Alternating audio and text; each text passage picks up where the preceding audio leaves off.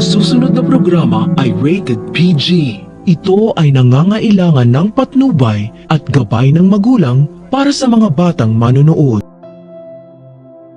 Kahit bagong taon na, hindi pa rin talaga nagbabago si Doc Carlos dahil mukhang mainit pa rin ang dugo niya kay Annalyn dahil hindi niya pinermahan ang pagpapadala nito sa Japan. Si Annalyn at Doc Lyndon kasi ang napili ni Dr. Hiroshi bilang representative ng Eastridge para sa neurosurgery conference na gagawin sa bansang Japan. Pero ayaw ni Doc Carlos na permahan ang slot para kay Annalyn dahil sa isip niya na lilipat naman si Annalyn sa Apex kahit hindi pa naman nakapagdesisyon si Annalyn na lumipat.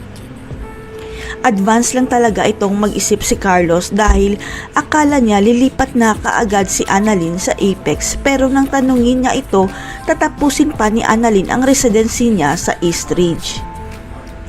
Kaya nang napagtanto ni Doc Carlos na mali ang iniisip niya, nagpalusot ito na gusto niyang patunayan at paghirapan ni Annalyn ang slot para ipresenta ang Eastridge Hospital sa Japan. Ang gusto ipalabas ni Doc Carlos na ayaw niya isipin ng iba na ipapadala niya si Annalyn sa Japan dahil stepdaughter niya ito pero ang totoo, naiinggit lang siya kay Annalyn. Kaya hindi mapigilan ni Annalyn na mainis dahil namemersonal na si Doc Carlos. Kaya nasabi niya sa anak ni Doc Carlos na si Harry na napaka-unfair ng tatay nito sa kanya. Hanggang sa magulat na lang si Annalyn at Doc Lyndon dahil pinapascrub out sila ni Doc Carlos sa OR dahil silang dalawa pala ang ipapadala ng Eastridge papuntang Japan. Hindi talaga makapaniwala si Annalyn dahil ang akala niya hindi pinermahan ni Doc Carlos ang slot niya pero ang mas ikinatuwa ni Annalyn pati si Lynette makakasama niya sa Japan. Ang hindi alam ng lahat, nagsumbong pala si Doc Katie sa totoong may-ari ng Eastridge dahil alam niyang wala ng pag-asa para ibigay ni Doc Carlos ang slot pa Japan kay Annalyn.